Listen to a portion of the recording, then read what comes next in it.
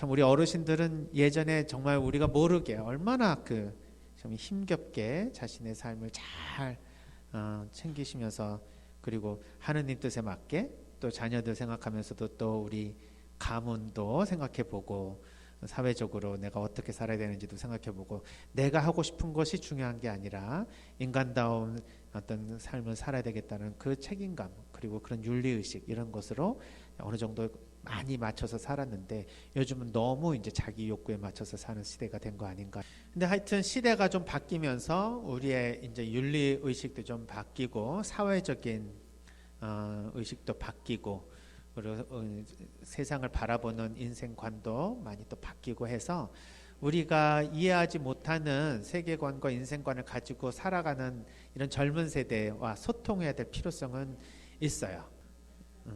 요즘에는 연세 드신 어르신만 꼰대라는 얘기 듣는 게 아니라 보좌 신부들도 꼰대라는 얘기를 듣는데요. 그래가지고 초등학교 애들이 보좌 신부님이 미사하는데, 보좌 신부님이 강론하시는데, 예를 들면 자기들 애들 취급하고 무시하고 뭐 이렇게 말하면서 막 그 권위를 부리시잖아요. 그러면 야, 꼰대 왔다, 가지 말자. 성당을 그냥, 주일학교를 그냥 거부한대요. 그래서 안 나온대. 그래, 보좌 신부님이, 애들이 다 도망간 거야.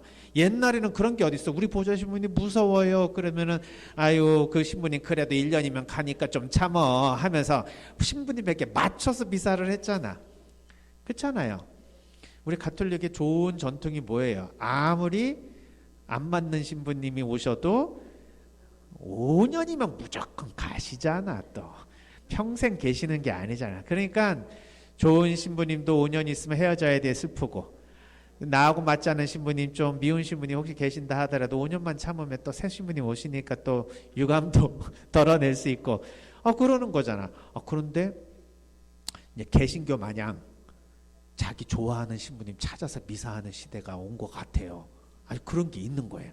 그러니까 예를 들면은 성당을 잘게 쪼개니까, 지금은 이쪽 옆에 저쪽 성당 있고 저쪽에 성당 있고 하니까, 지금 또 집에 다 차가 있으니 굳이 성당을 걸어 다니는 게 아니란 말이에요. 그러니까 차를 한번 옮겨 타기가 어렵지. 타고 나면은 한 10분 갈 거 좀 20분 가면 어때? 내 마음에 드는 성당 가서 미사하겠다. 그러니까 어떤 성당에는 신자가 몰리고, 어떤 신자는 성당 신자가 빠지고. 근데 성당 신부님이 바뀌니까 갑자기 한 1개월, 2개월 지나니까 갑자기 막 보조 의자들이 등장하면서 사람들이 막 넘쳐나고, 이런 이제 시대에 왔습니다. 그래가지고 보좌 신부님도 이제 초딩들 눈치를 봐야 돼요. 잘못하면 꼰대 왔다 소리 들으니까, 꼰대 소리 안 들으려면 아주 대인관계를, 사제와 뭐 신자 뭐 이런 관계가 아니라 형제자매 관계처럼 수평관계로 잘 인간관계를 해야 될 시기가 왔다.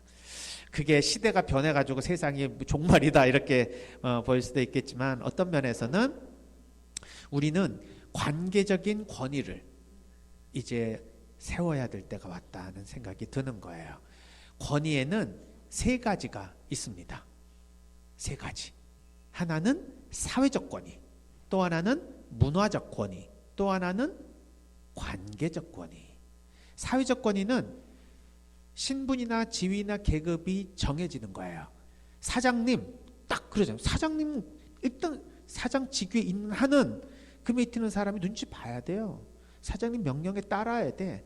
그거 안 따르면 그냥 조직에서 나가야 되는 거예요. 그러니까 사회적 권위는 확실하게 권위를 부여받습니다. 그러나 단점이 있죠. 임기가 있는 거예요. 뭐 죽을 때까지 사장이 어디 있어. 임기가 끝나서 은퇴를 하면 그 다음에는 사장의 모든 가지고 있는 권한을 다 놓아야지. 그러니까 사회적 권위를 가지고 있는 사람이 그 권위를 끝까지 갖고 싶어서 계속해서 노력을 하게 되는 게 요즘 우리가 가지고 있는 사회적 권위, 특히 권력에 대한 모양새다 이 말이에요. 그러나 그런 권위는 그 지위가 주어진 거기 때문에 국민들로부터, 시민들로부터, 형제 자매들로부터 인정을 못 받아요. 그냥 그 지위에 있으니까 고개를 숙일 뿐이지 그 인격에다가 머리를 숙이지 않는다 이 말이에요. 그 문화적 권위는 뭐야? 선생님, 그렇죠? 문화적 권위. 선생님이 무슨 권위가 있어? 선생님은 애들 가르치는, 뭐 사회적으로 봐도 봉급도 직권일 만한 봉급 받고 있는 거지. 그렇지만 스승이라고 하는 그러한 의미는 돈 주고 살 수 있는 게 아니다. 그래서 스승님의 그림자는 밟지도 말하는 이런 이야기처럼 선생님에 대한 권위는 사회적 권위입니다. 또 성직자의 권위, 수녀님 또 수도자의 권위, 이런 거는 무슨 권위가 있어요? 성직자가 무슨 계급이에요? 신부님이 무슨 사회적 권력이에요? 아무것도 아닌데 그 신분을 신자분들이 문화적으로 존중해 준다 이 말이에요. 우리 조선시대 때는 유학자가 문화적인 권위를 받았지. 고려시대에는 스님이 문화적인 권위를 받았지. 요즘 시대에는 또 이러한 목사님, 신부님 뭐 이런 분이잖아요. 스님의 권위는 지금 또 얼마 정도 있는지는 모르겠지만 이런 그 사회가 바뀌면서 권위가 조금씩 변하기는 해요. 이 문화적 권위는. 그렇지만은 이제 선생님의 권위는 옛날보다 확률성이 떨어진 건 사실이죠. 이것도 단점이 시대가 변하면 바뀌어요. 시대가 변하면. 그런데 마지막으로 관계적 권위는 사람이 사람에게 인격적으로 부여한 권위예요. 어떻게 보면은 카리스마라고도 볼 수 있는 거죠. 그 사람이 사회적 신분이 있어서 경제적인 무슨 뭐 권력, 뭐 돈이 많아서 높은 지위에 있어서가 아니라 그 사람의 인격에다 대고 존중하는 마음을 가지고 권위를 부여해 주는 겁니다. 이러한 관계적인 권위의 대명사가 예수님이에요. 예수님은 사회적으로 무슨 권위가 있어요? 문화적으로 무슨 권위가 있어? 사회적으로 무슨 왕과의 무슨 귀족이에요? 그것도 아니잖아요. 문화적으로 목수의 아드님이 무슨 직업적으로 무슨 권위가 있어? 유일하게 제자들에게 예수님은 인격적인 만남을 통해서 제자들이 예수님께 스승님이라고 말을 하는 겁니다. 그러한 인격적 만남을 통해서 얻어지는 관계적 권위는 손상이 안 돼요. 유효기간이 없습니다. 시대가 지나도 뭐 시간이 변해도 항상 지속적으로 갈 수가 있습니다. 따라서 우리의 이제 어머님 아버지가 자식들에게 권위를 갖는다. 이거는 내가 아버지니까 따라, 내가 엄마니까 당연히 내 말에 복종해, 이게 아니라 자식들과 인격적 관계를 통해서 자식들이 우리 엄마 아빠와의 인격적 만남을 통해서 그 권위를 부여하는 그런 방식의 권위가 필요한 거예요. 우리 사제들도 신자들과의 관계에 있어서 우린 사제고 여긴 평신도니까 사제의 말에 복종하고 순명해가 아니라 사제의 인격과 신자들의 인격의 만남을 통해서 신자들이 사제에게 권위를 부여해 주는 방식으로 관계적 권위를 형성했을 때, 그랬을 때 정말 한 가족처럼 성직자와 평신도 수도자가 하나님 나라에서 잘 스스로의 역할을 잘 수행하며 살겠죠. 그래서 그런 권위가 무엇보다도 필요한데, 이런 인격적 관계를 통해서 얻어지는 관계적 권위는 어디에서부터 시작하는 겁니까? 서로 함께 잘 살아가는 법을 잘 알아야만 생겨나는 거예요. 우리는 그거를 모르니까 자꾸 지위를 얻어서, 돈을 얻어서, 권력을 얻어서 그 사람 위에 서 가지고 명령을 하거나 가르치면서 뭔가 자기의 그런 권위를 얻으려고 하는 거죠. 그 사람 밑에 있어도 권위를 가질 수가 있습니다. 그것이 관계적인 권위예요. 그래서 우리는 그런 관계적인 권위를 얻게 되면 굳이 힘을 쓸 이유도 없습니다. 굳이 뭐 다른 사람에게 묻지도 않은데 막 뭘 이렇게 막 가르쳐 주려고 그러고 막 대답해 주려고 그러고 뭐 영향을 끼치려고 하고 이렇게 할 필요가 없습니다.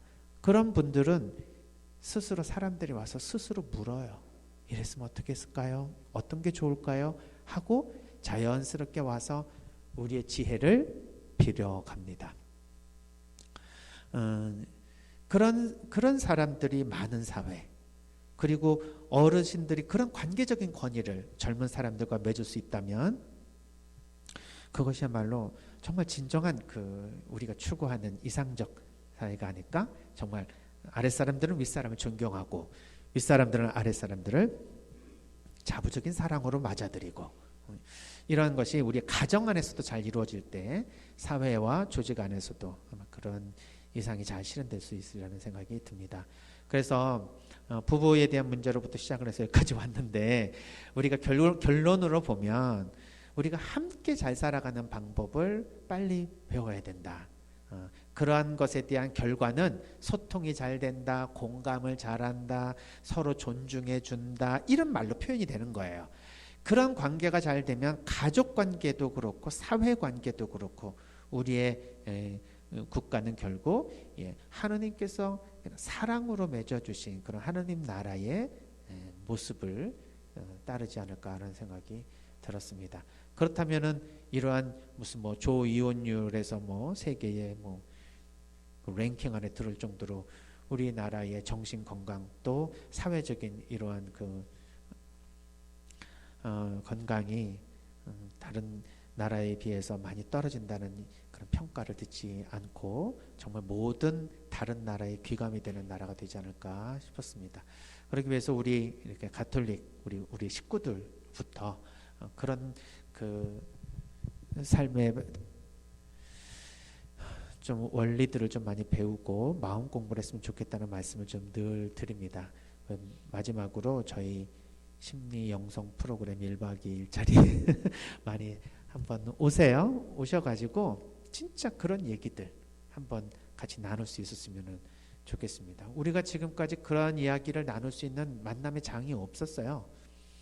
그런데 그 장에 와서 정말 나는 내 아이들과 대화가 안 된다, 또는 우리 부모님과 대화가 안 된다, 또는 나는 누구와 정말 이 마음으로 얽힌 이 감정 상처를 해결할 수가 없다, 나는 이 불편한 마음을 어디 가서 말할 수도 없고 정말 너무 답답해서 힘들다, 이렇게 우리의 관계를 통해서 얻어지는 모든 문제들 같이 좀 이야기를 나누면서 조금이라도 좀 풀어지지 않겠습니까? 그래서 그런 심리 영성 프로그램 1박 2일 짧은 시간이지만 그러나 거의 20시간을 거의 같이 작업을 하는 거예요. 이렇게 몇 번의 강의를 통해서만 피정이 있는 것이 아니라 딱 오후 2시에 오셔서 그 다음날 11시 그 미사 마침까지 쭉 저랑 같이 그런 대화를 같이 나누면서 자신의 삶에 대해서 정리를 해보는 시간이니까요.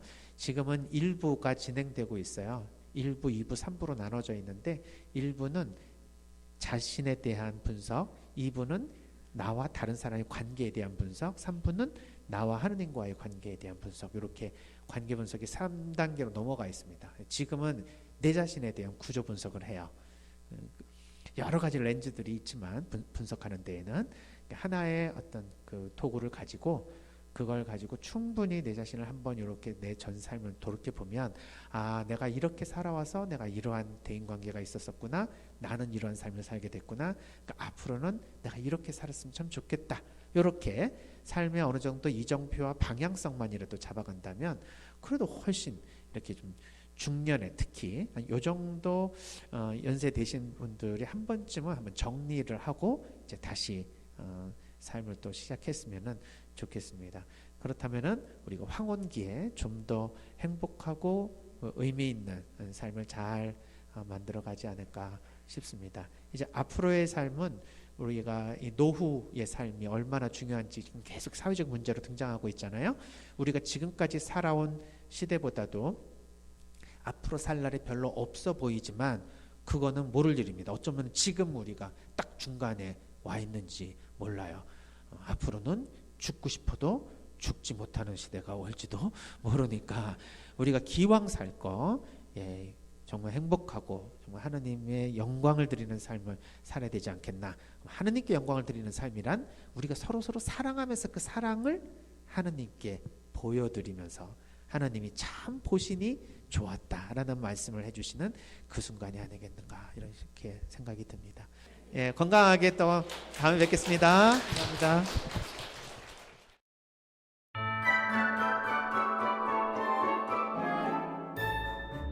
네, 이제 우리들이 콩을 삶아갖고 이렇게 청국장을 황토방에 띄웁니다. 황토방, 이렇게 우리 황토방에서 이 집은 지난번에도 말씀드렸지만은 유기농으로 우렁공법으로 하는 6만지기를 우리가 집을 사 갖고 와서 이 띄울 때 이 청국장 안에 이렇게 합니다. 사실은 청국장을 제대로 띄우는 거는 이렇게 구수한 냄새가 나야지, 뭐 썩는 냄새가 나면은 썩은 거예요. 그게 부패취, 부패균이라고 그럽니다. 그래서 자, 여기 한번 봐봐. 이 진이 이렇게 싹 일어나야지. 이쪽으로 와서 해봐. 진이 싹 일어나면은 청국장이 잘 뜬 겁니다. 이렇게 실같이 좀 밀어봐 한번. 지금 실같이 이렇게 나오는데, 자 잠깐만. 이렇게 진이 이렇게 실같이 지금 보이시죠? 실같이 이렇게 나와야만이 이 청국장이 아주 잘 뜬 겁니다. 정말 냄새가 아주 좋습니다. 이 진 하얀 게 다 진입니다. 이거 바실러스 균이라는 것입니다. 이렇게 우리들이 띄워서 진공 포장을 해서 택배로 보내드리면은 여러분들은 이걸 가지고 된 청국장 찌개를 끓여 드시기도 하고, 제가 권하는 거는 나물하고 무생채하고 고춧가루, 참기름 조금 넣어서 비벼서 드시는 거예요. 진공 포장 과정을 보여드리도록 하겠습니다. 자, 이렇게 일렬로 세워서 5개씩 넣고, 진공 포장으로 하면은 아주 공기도 안 들어가고 깨끗한 청국장 가루 찌개를 드실 수 있습니다. 네. 시간이 꽤 걸리네. 네. 30초. 바람을 다 빼고 그다음에 진공 포장으로 이렇게 제품이 나오는 겁니다. 이제 생태마을에 전화를 하시면은 17개, 18개인가? 17개를 해서 주문을 하시면은 저희들이 택배비를 받지 않고 이렇게 포장을 해서 집으로 보내드립니다. 옛날 어머니 생각 많이 나시는 분들 이 청국장 주문하셔서 집에서 저녁에 냄새는 밖으로 안 나가니까 집에서 끓여 드셔도 아파트에서 하시는 분들도 아마 괜찮으실 겁니다. 제가 직접 집어서 먹어보니까 제가 먹어보겠습니다.